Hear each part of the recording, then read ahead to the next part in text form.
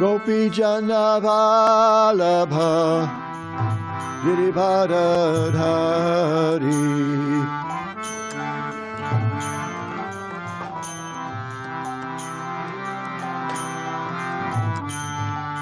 Gopi Jana Vallabha Girivardhari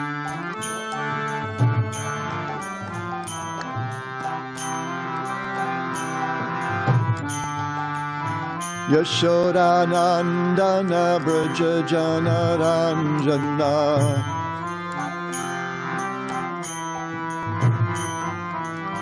Yashoda Nandana Braja Jana Ranjana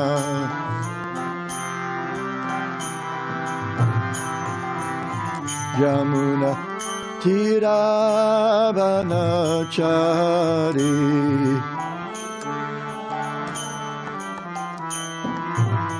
Yamuna Tira Vanachari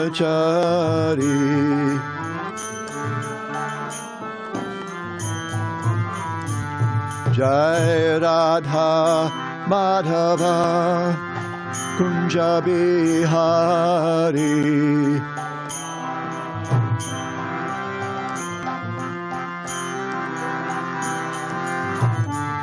Jai Radha Madhava Kunja Bihari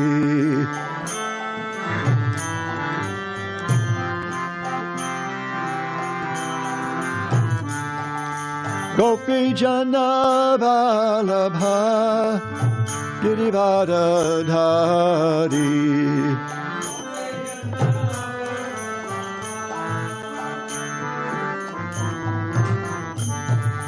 Gopi Jana Vallabha Girivardhari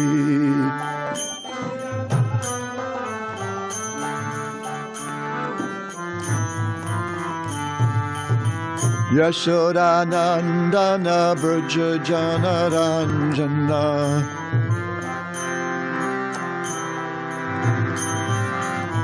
Yashoda Nandana Braja Jana Ranjana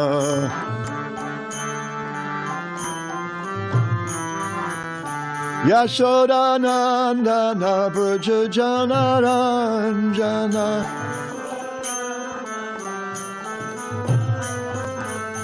Yamuna Tira Vanachari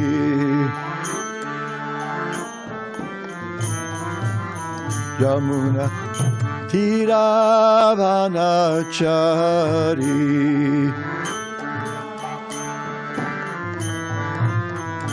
Hare Krishna Hare Krishna Krishna Krishna Hare Hare Hare Rama Hare Rama Rama Rama Hare Hare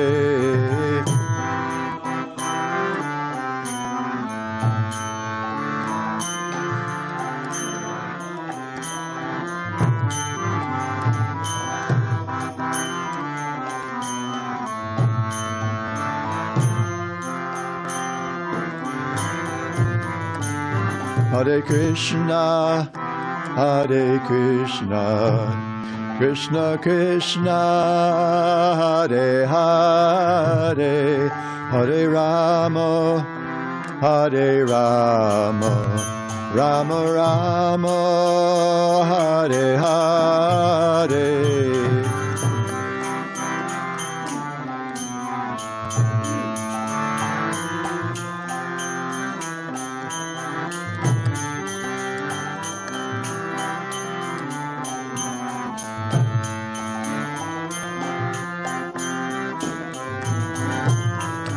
Hare Krishna, Hare Krishna, Krishna Krishna, Hare Hare, Hare Rama, Hare Rama, Rama Rama, Hare Hare.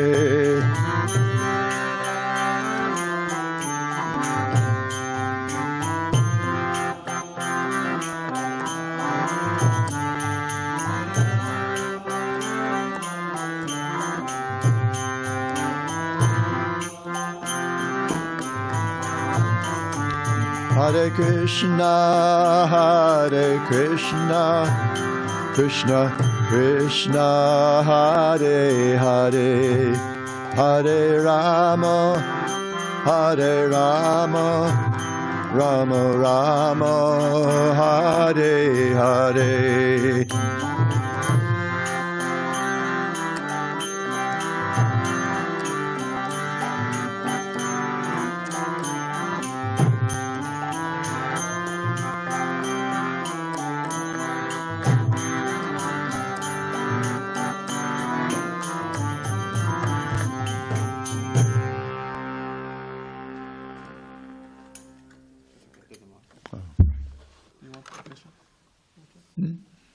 Pardon?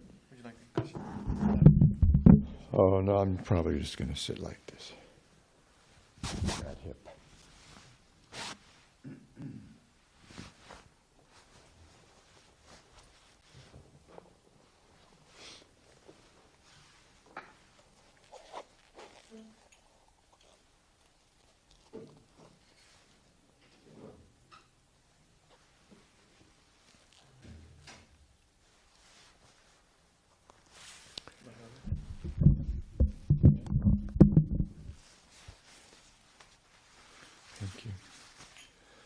Om Namo Bhagavate Vasudevaya. Om Namo Bhagavate Vasudevaya. Om Namo Bhagavate Vasudevaya.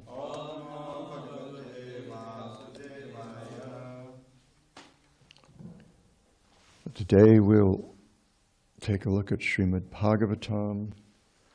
Okay, you can do this.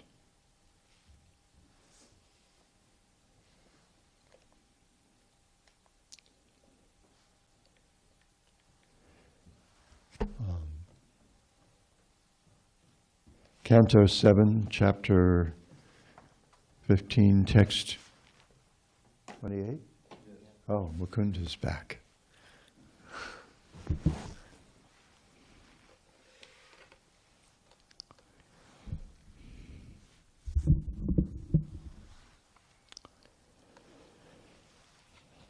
Shadvarga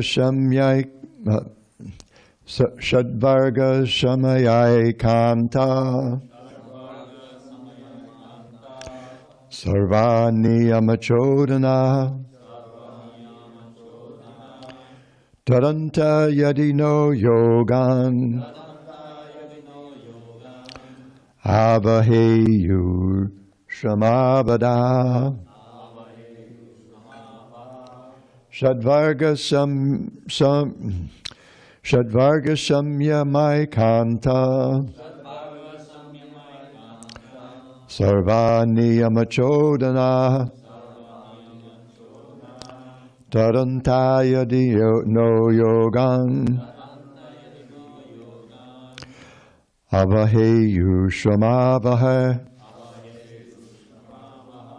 Shadvarga Samyamai Kanta Sarvani Amachodana Taranta Yadino Yogan Avaheyu Shramavaha. Others, please.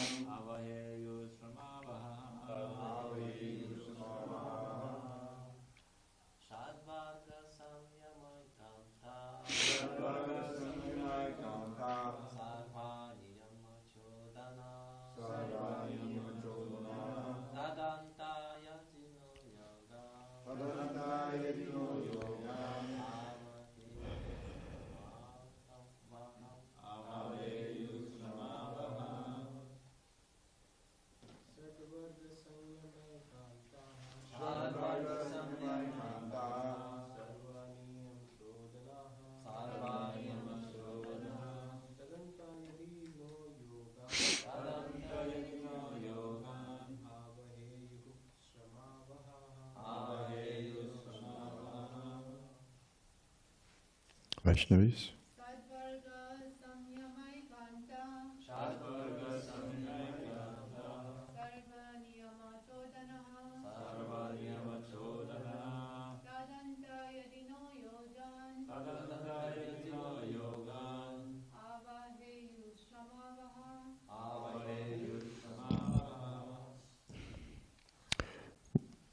Word to word. Shatvarga, the 6 elements,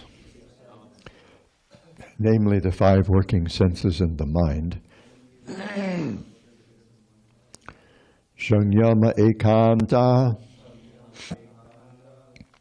the ultimate aim of subjugating. Sarva, all such activities.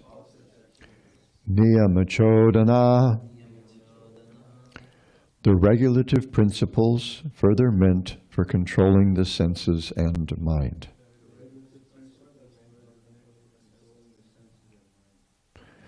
Tat anta, the ultimate goal of such activities. Yadi, if. No, not. Yogan, the positive link with the Supreme. Avaheyu, did lead to. Shrama avaha, a waste of time and labor. Translation and purport by His Divine Grace, A.C. Bhaktivedanta Swami Prabhupada. Ritualistic ceremonies, regulative principles, austerities, and the practice of yoga are all meant to control the senses and mind.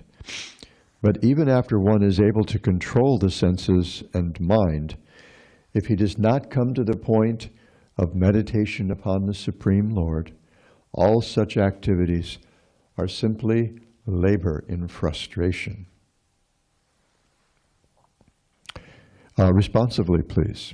Ritualistic ceremonies, regulative principles, austerities, and the practice of yoga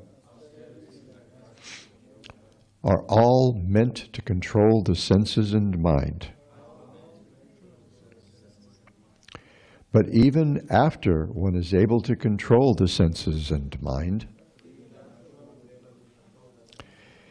if he does not come to the point of meditation upon the Supreme Lord, all such activities are simply labor in frustration.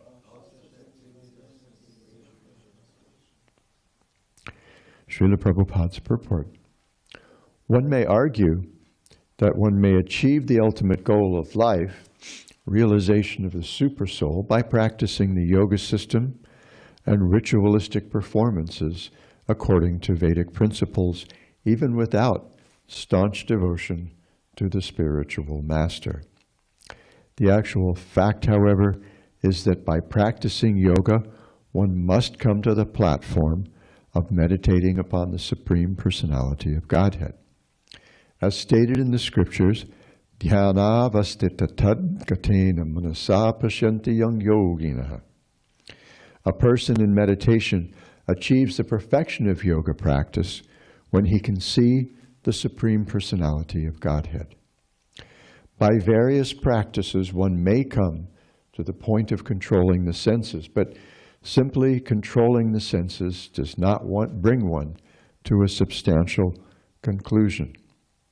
However, by staunch faith in the spiritual master and the Supreme Personality of Godhead, one not only controls the senses, but also realizes the Supreme Lord. Yasya deve para bhaktir yata deve tataguro tasyaite katita hyarta prakashante mahatmana. Only unto those great souls who have implicit faith in both the Lord and the spiritual master are all the imports of Vedic knowledge automatically revealed. It is further stated, Tushyeyam sarvabhutatma guru sushrushaya and tarantyagyo bhavarnavam. Simply by rendering service to the spiritual master, one crosses the ocean of nescience and returns home back to Godhead. Thus, he gradually sees the Supreme Lord face to face and enjoys life in association with the Lord.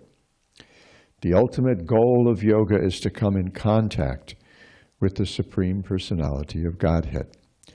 Unless this point is achieved, one's so-called yoga practice is simply labor without any benefit.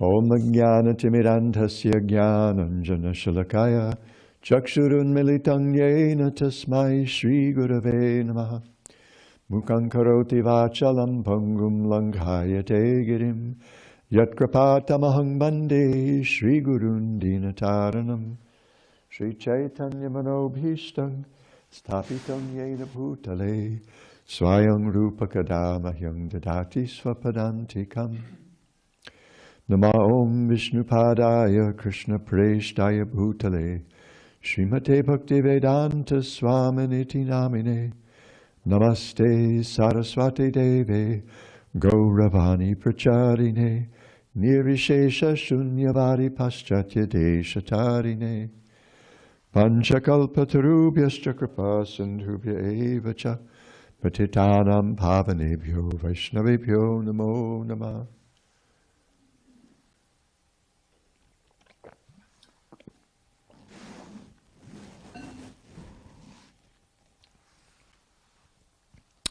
Shadvarga samyamai kanta sarva niyama chodana taranta yadi no yogan avaheyu shamavaha. Ritualistic ceremonies, regulative principles, austerities in the practice of yoga are all meant to control the senses and mind. But even after one is able to control the senses and mind, if one does not come to the point of meditation on the Supreme Lord, all such activities are simply labor in frustration. Shrama eva hi kevalam. If we engage in all the practices prescribed in the Vedas perfectly, including varnashram dharma, but it doesn't awaken a taste for hearing about the transcendental name, form, qualities, and pastimes of the Lord, it's simply, Prabhupada says, a useless waste of time. Shrama eva hi kevalam. Certainly, kevalam, nothing but just a waste of time. Labor in frustration. As Krishna say at the beginning of the 12th chapter. The trouble they take is their reward for the impersonalists. There's so much trouble taken for some kind of spiritual, some sense of liberation. So, Srila Prabhupada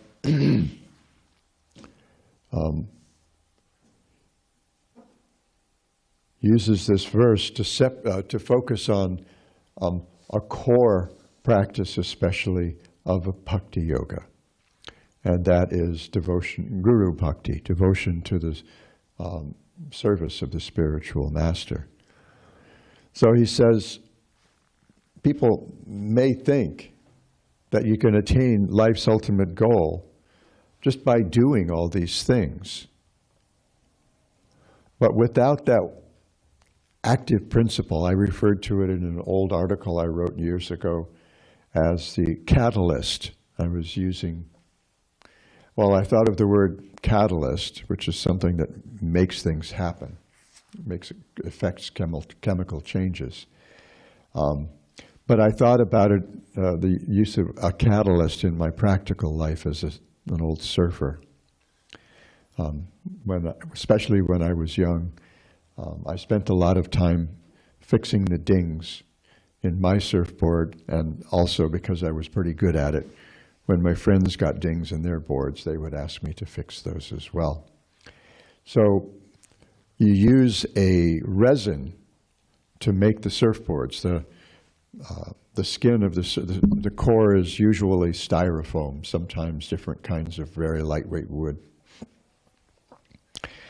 And then the skin, which makes it very first of all waterproof and extremely durable, is a fiberglass that's impregnated with a resin. But that resin is just going to stay really, really sticky forever unless you add this other chemical, the catalyst, to it, and that makes it harden. So you lay the glass down on the board, and then you pour the catalyst over it, and then you just kind of you pour the resin over it, and then you just, use a squeegee to spread the resin throughout all the fiberglass. So that makes your surfboard useful.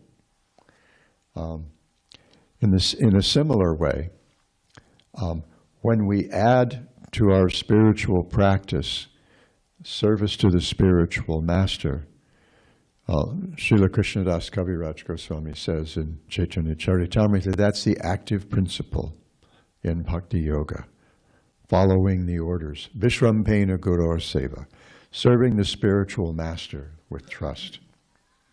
So Srila Prabhupada cites a number of verses. So the first verse he cites is, he cites a line from the first verse of the last chapter of the Bhagavatam. This is a verse that glorifies Bhakti, glorifies the Supreme Lord, ends up kind of glorifying Sankirtan in the very last verse. But in the first verse, it says, as Srila Prabhupada says, Dhyana vastita tadgatena manasa pashanti yang yogina. The perfection of yoga is to actually contemplate, to meditate on the Supreme Personality of Godhead in the heart. The goal, Patanjali tells us in the Yoga Sutras, in the first sutra he says, now we're going to talk about yoga. And in the second sutra, he says, Yogas chitta vritti nirodha. Yoga means stilling all the fluctuations of the subtle body, the mind and intelligence. And then he says in the third sutra that having done so, the seer, which is how he refers to the self in the Yoga Sutras, is able to abide in its own, in its natural situation. In other words, we become capable, that's wrong, we become capable of living as an Atma, as consciousness.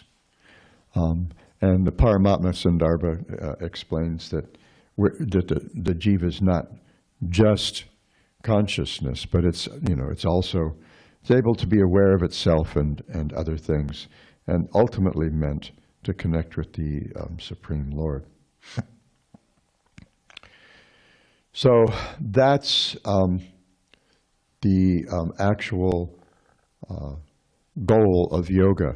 There's this whole practice, 1,200 words or so in the Yoga Sutras.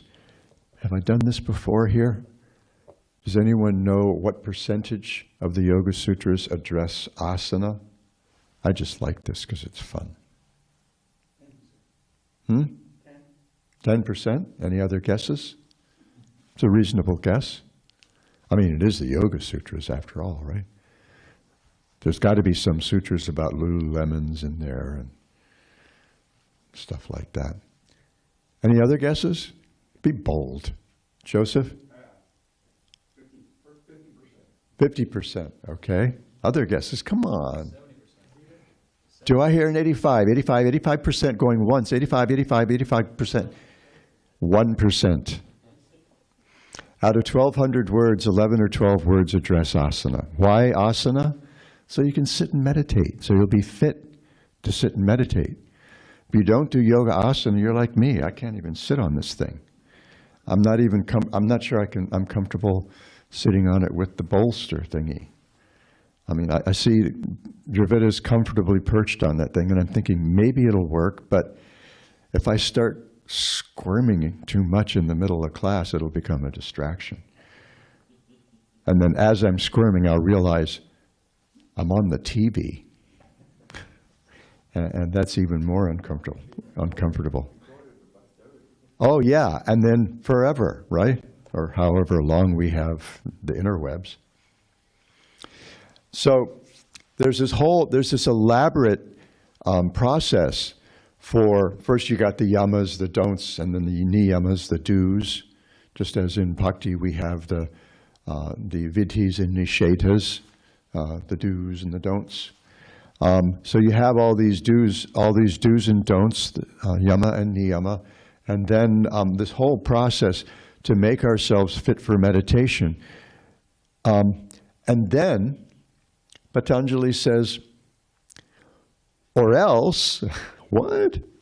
Or else you can just Ishvara Pranidhana. You can just surrender. You can just take shelter of the Supreme Lord, of the Supreme Controller.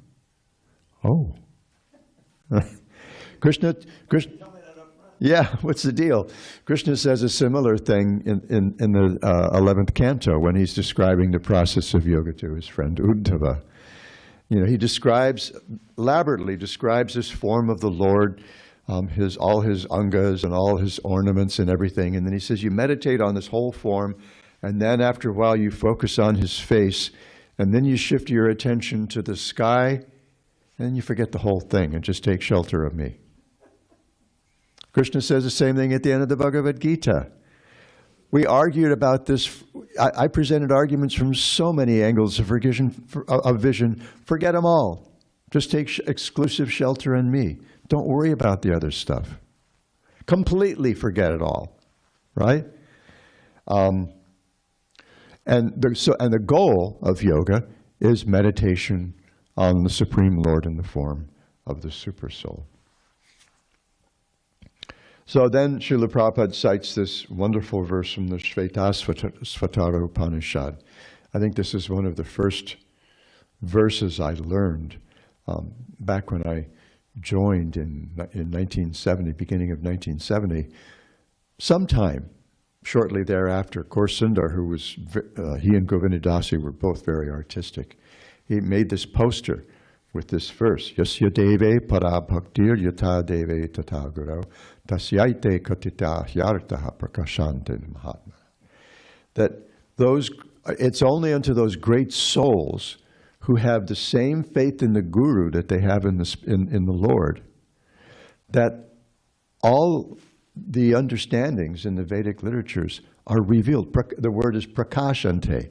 They reveal themselves. I was talking about this, maybe it was yesterday in a class I gave online. How,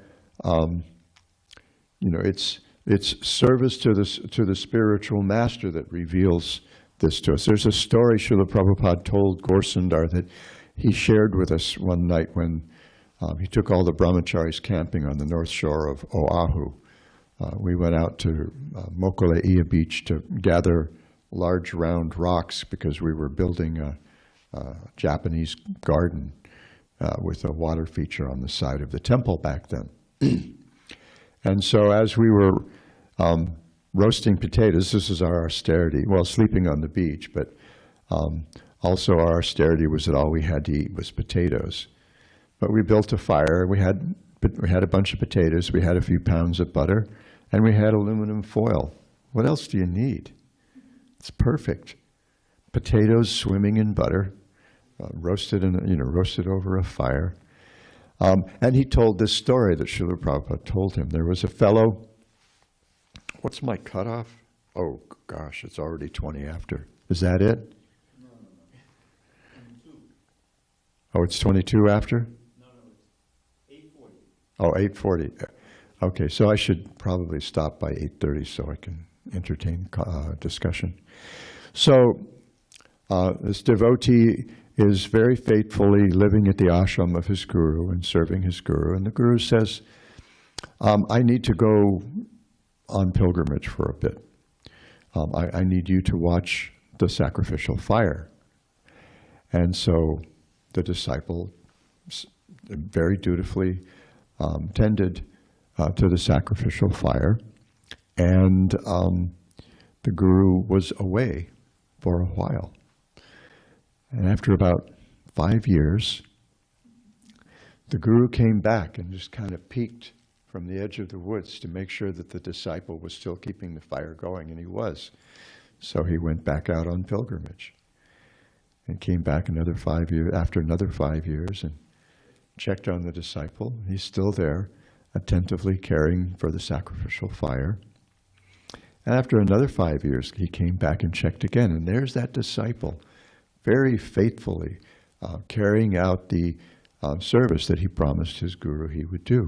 And the guru blessed him that the Lord would reveal himself to the disciple from within the fire. So this service to the spiritual master, this faith in the spiritual master, is what actually activates bhakti. And then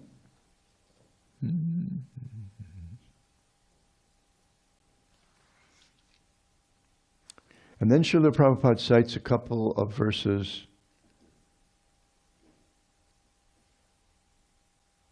Well, we've got, that's a couple of verses back, yeah.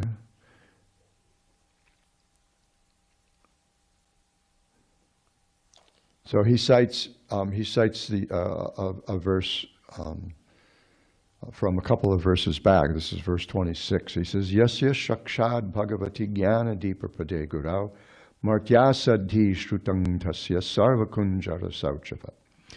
The spiritual master should be considered to be directly the Supreme Lord because he gives transcendental knowledge for enlightenment.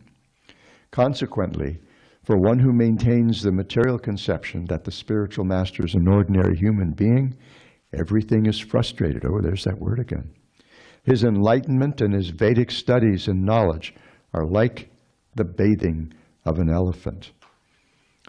And then he refers to a verse from the 80th chapter of the 10th canto. This is Narada Muni is visiting the Lord in Dwarka. So the verse is Nanvarta Kovida Brahman Varnashrama Vatamiha Ye Maya Guruna Vacha Tarantyagyo Bhavarnava.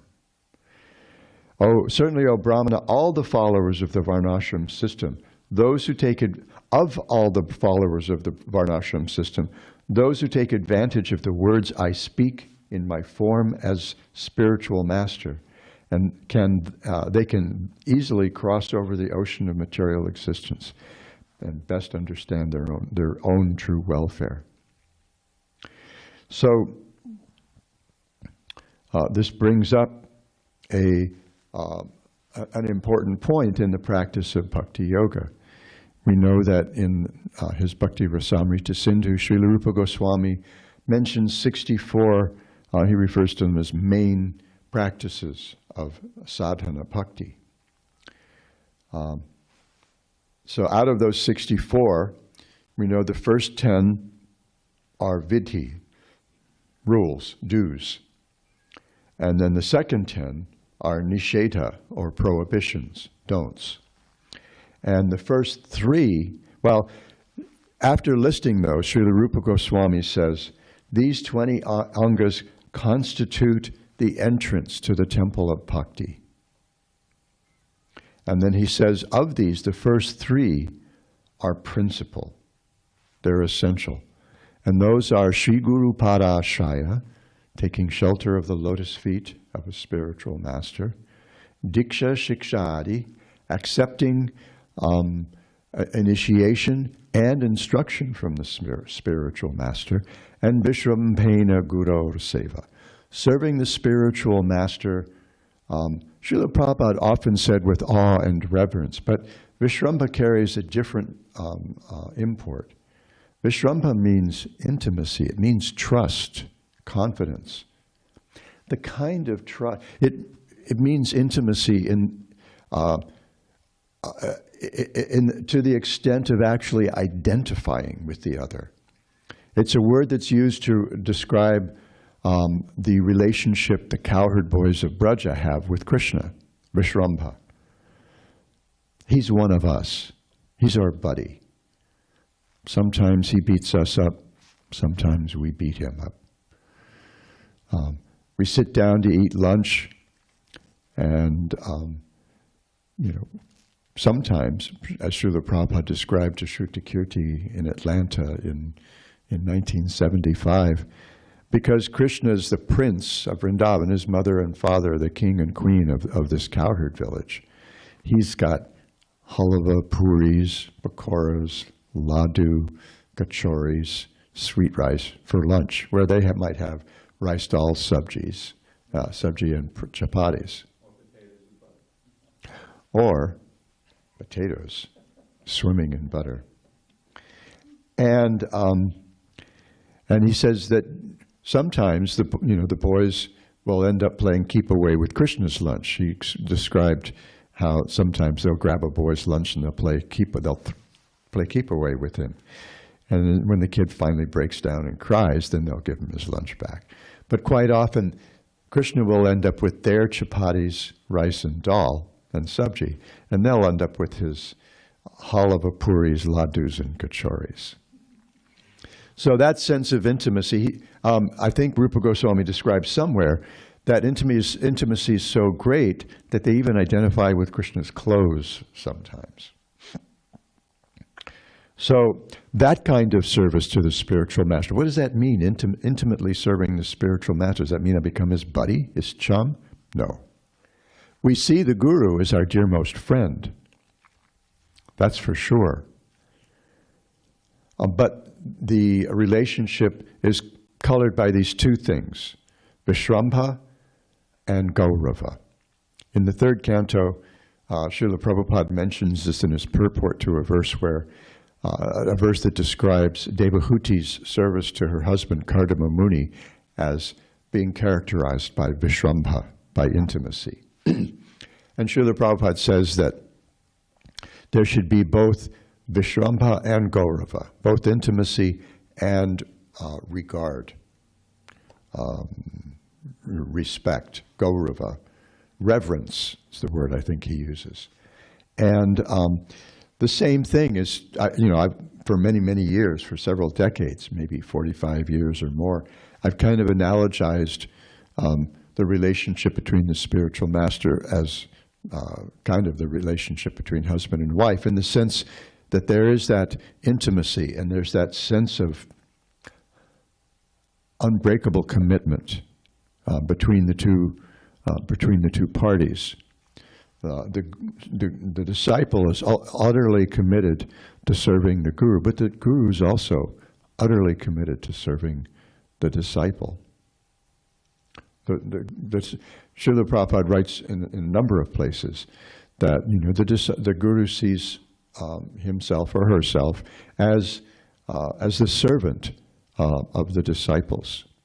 So there's this intimate, unbreakable relationship. So it's like a marriage, especially in that those two things need to be there, reverence and intimacy. And intimacy in the sense that we're able to actually read the heart of the Guru. We're able to anticipate the Guru's needs. We don't always have to be told what to do. Srila Prabhupada often described first-class disciple as someone who does what needs to be done without having to be asked. Second-class disciple is someone who dutifully attends to those duties that are assigned by the Guru. And the third class, he'll get around to it maybe sometime. He might take it seriously, he might not. So that Vishrambha means this first-class kind of servitor, that we anticipate the Guru's needs. We don't necessarily have to be told, that we're connected at the heart. Just as Krishna says in the 9th canto that I'm in the devotees' hearts and they're in mine. I'm never independent of my devotees. That same kind of relationship is there, in a sense, in the spiritual master and the disciple. It's a relationship of love. So this is something that we need to pay attention to when we're practicing Bhakti Yoga.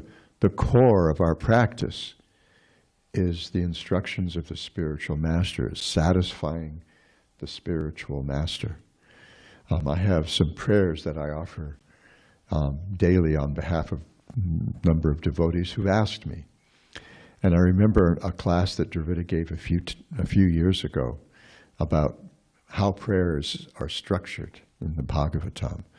So you have the namaskar, the offering of obeisance to the deity, praise of the deity, glorify the Lord, and then next stating our own situation, our own lack of qualification for approaching him, our own shortcomings, and then you submit your petition.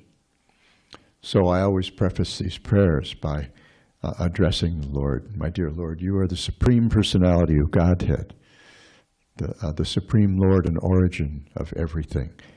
You are also the ocean of mercy. This is me tweaking it. You're also the ocean of mercy. You're very much inclined to the poor and are a friend to the fallen. I'm certainly among the most fallen of those aspiring to your service. But if I have ever done anything at all pleasing to my spiritual master, Srimati Tulsi Devi, or the devotee, in my attempts to serve my spiritual master, Srimati Tulsi Devi, or the devotees, I hope you will hear my earnest entreaties. And that's kind of like my hook there, because Srila Prabhupada wrote me on a couple of occasions expressing his satisfaction with my service to the devotees, my service to Srimati Tulsi Devi. And I hear from the devotees that they find something satisfying in my attempts to serve them. Something, if somehow or other any of this is true, I hope you'll hear my earnest entreaties. And then I submit my petitions on the behalf of the various devotees. So this satisfying the spiritual master, this having this intimate relationship with the spiritual master is the core of our spiritual practice. And we need to take it very seriously. Any discussion? Comments, questions, anything? Dravida Prabhu? He has the mic. Haribol. So I've always wondered about this verse, Yasya Devi Para Bhakti Yata Devi Tataguro. And Prabhupada translates it as one who has implicit faith in the Lord and equal implicit faith in the spiritual master. But the word is bhakti. Yasya Devi Para Bhakti Yata Devi Tataguro. Now, I mean, on the bhakti side, I mean, you get the bhakti is defined in the Vilashantashunyam that you're simply focusing on that which pleases the recipient of the bhakti, whether it's Krishna or the spiritual master. So that, I guess that is implied that the faith is there, but it's interesting that that's the way Prabhupada always presented it. Yeah.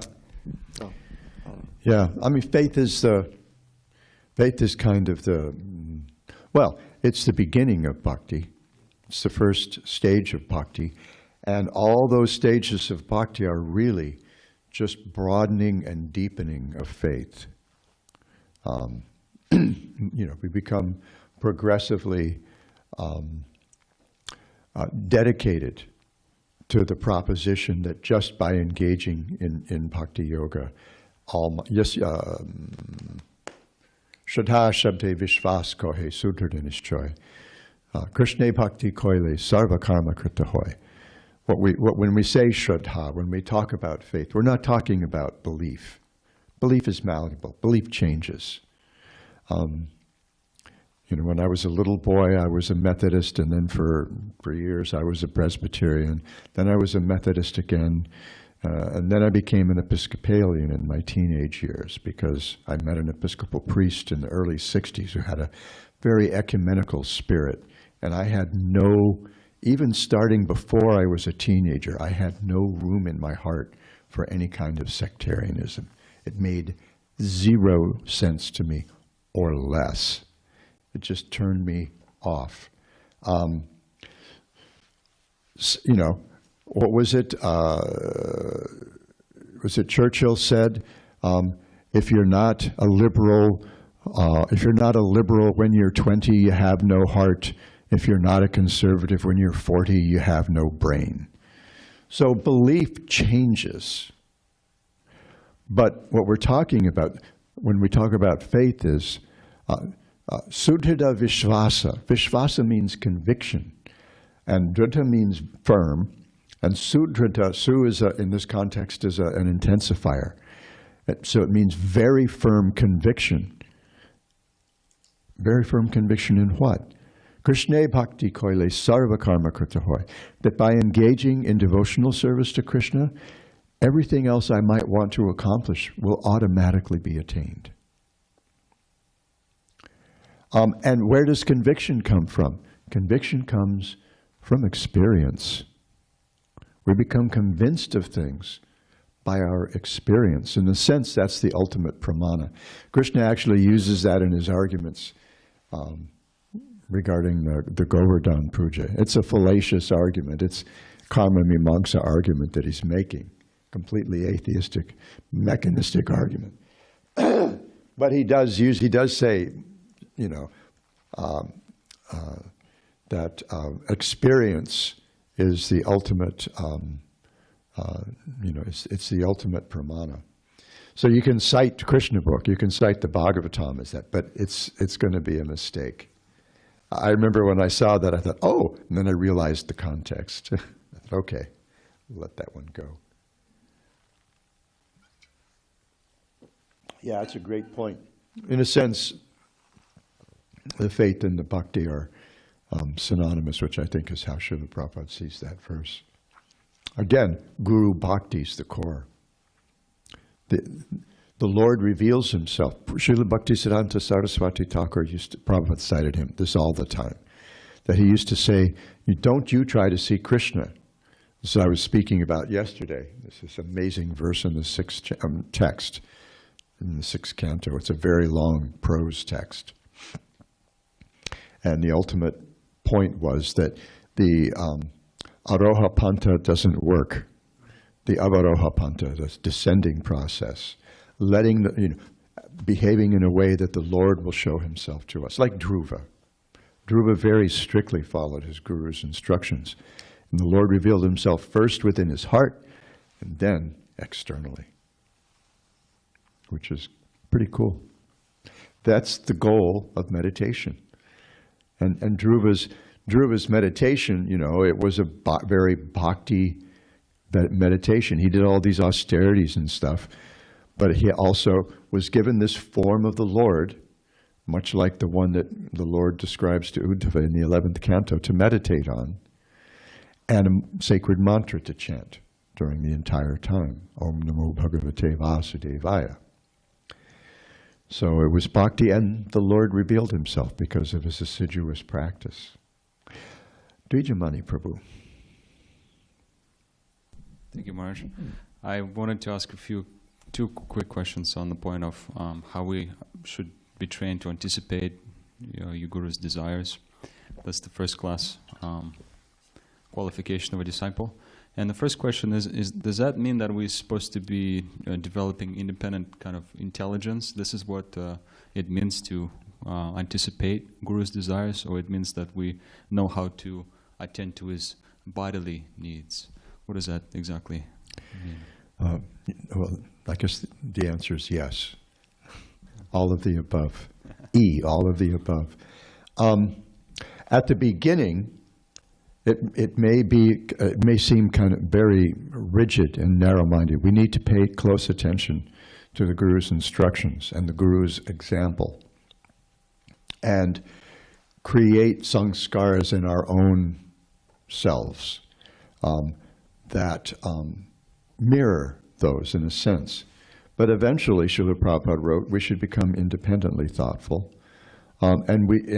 So if once we've kind of developed those habits of the heart, following the Guru, we may do things a little differently. You see, Srila Prabhupada's preaching was a little different from Bhaktisiddhanta Saraswati's. His language, his approach to preaching, in many ways was different. Had a different audience at a different time.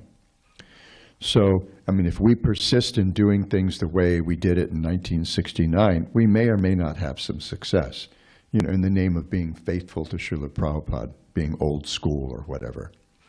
But we also need to be innovative. We need to think on the Guru's behalf.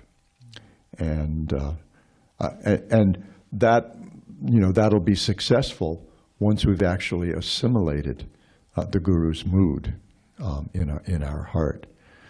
So it may, as beginners, we need to pay very close attention to the spiritual master's instructions. But sometimes, we may do something. It's like Mukunda and Janaki they decided, okay, we're going to go to India, and Prabhupada said, okay, so meanwhile, why don't you spend a little time in San Francisco and see if you can get something going there?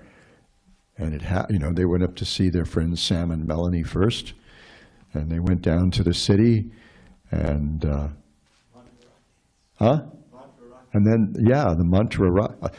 Reading about this in Mukunda Maharaj's book was just one of the most wonderful experiences, and I just thought that book is so great because you see Srila Prabhupada as a person who cares about people. Mukunda Maharaj got in trouble. Who's the first person to call him when he got out of jail? It was Srila Prabhupada. Mr. Michael, are you okay? I heard there was some trouble. Are you okay? The first person to check on him was Srila Prabhupada, not his friends. And so Mukunda, Janaki, Shamsundar, and Malati, they just said, okay, let's see what happens. And they started out, I think, in the back of a record store or something like that, preaching. And then it developed, and they rented this storefront on Frederick Street and a couple of apartments upstairs. And to finance it, they decided to have a benefit concert, the Mantra Rock concert. And then Mukunda called the New York Temple. Who answered the phone? Srila Prabhupada answered the phone. And Mukunda said, Swamiji? And Prabhupada said, Mukunda? And he says, we're starting a temple in San Francisco, and we're going to have a benefit concert. Oh, that's nice. Would you like to come?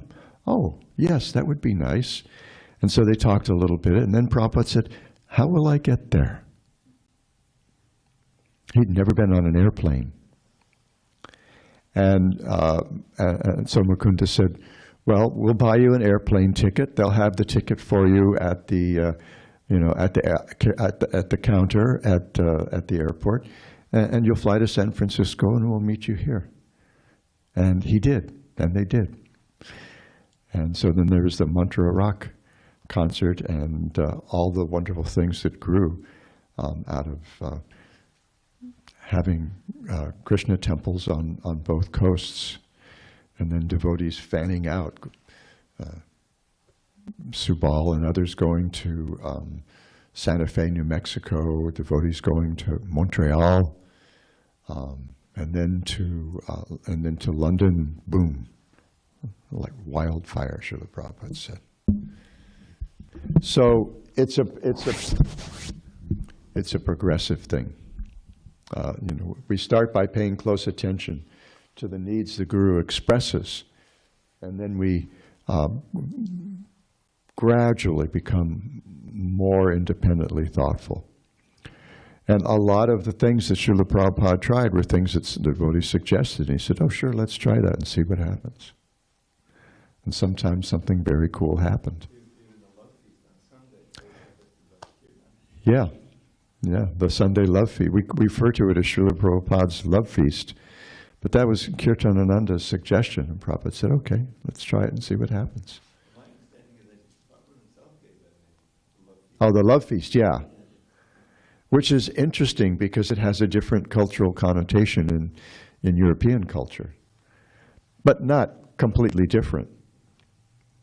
Still something nice. Anything else? Virchandra.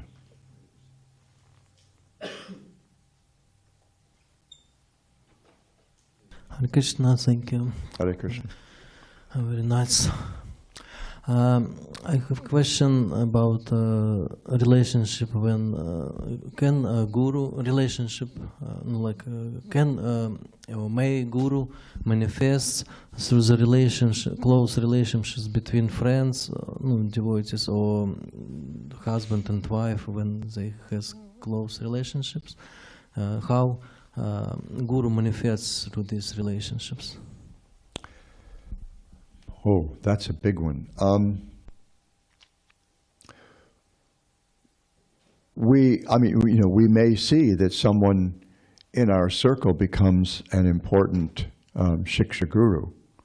That we may gradually become aware that they have understandings, they have realizations that we find very beneficial, and so maybe our relationship might change a little bit. The relationship between the shiksha guru and shiksha disciple, it depends. There's a spectrum there where I think there may be more of a sense of friendship if that was there, if there was sort of an equal thing, and then all of a sudden someone may realize that actually the real benefit I'm getting from hanging out with this person is by hearing them. I was remembering Mahabharata when he was in Tucson last weekend. Not last weekend. Thanksgiving time. At Thanksgiving time. Yeah, he was there part of the weekend. They left Saturday morning. And somehow or other Shiksha Guru came up and he made it real clear. He considers Dharma Setu a Shiksha Guru. He pays close attention to what he hears from Dharma Setu. But they're buddies. They hang out together, they go hiking together, they do camping together, all kinds of things. And so the guru can manifest in a number of personalities. We have one Diksha Guru, but we may have any number of Shiksha Gurus. Raghunath Das Goswami had, I think, 7 gurus. Starting with his family guru, who he tricked in order to escape. And ultimately, Swarup Damodar was his main. Lord Chaitanya put him in Swarup Damodar's care, and of course he kept bugging Lord Chaitanya. I want to hear something. I want to hear some. I gave everything up. Here I am. Can I have some really cool instruction? And finally, Lord Chaitanya relented and said, "Okay. Don't wear fancy clothes. Don't eat fancy food. Don't indulge in gossip. Everything else you can hear from Swarup." And that's we think of that as kind of fundamental, but it's really important. How we conduct ourselves in the world. It's a really big question, but it's possible. What about I'm over time. husband and wife? I'm sorry? About husband and wife. Well, husband and wife, whoever's more, Srila Prabhupada said, whoever's more Krishna conscious is prominent. We have the example of Vaikuntanath Prabhu, who passed away in Tucson a couple weeks ago. Because they were in Trinidad by themselves, and his wife had received second initiation, and he hadn't. He told her she should give the mantras to her husband. So again, there's a nuance, I think kind of stereotypically the husband's the guru of the family, but the relationship between the husband and wife should be intimate enough that they understand who's more spiritually advanced, and they behave accordingly. They may behave externally one way for other people, and a different way when they're just in each other's company. Srila Prabhupada said, he told us in Los Angeles in 1973, devotees in devotional service cannot be stereotyped. So, but we have this kind of template where the husband is the guru. And the husband should be the leader in the family. He should be serious enough, about his ordinary behavior, and even more serious about his spiritual practice, so that he actually serves as the guru. But it could be either way. Okay, I'm way out of time. I owe everybody about 10 minutes of their lives. I don't know how I'm going to do that. Thank you so much for your patience. Grantha Raja Srimad Bhagavatam Ki Jai. Gaur Bhakta Vrinda Ki Jai.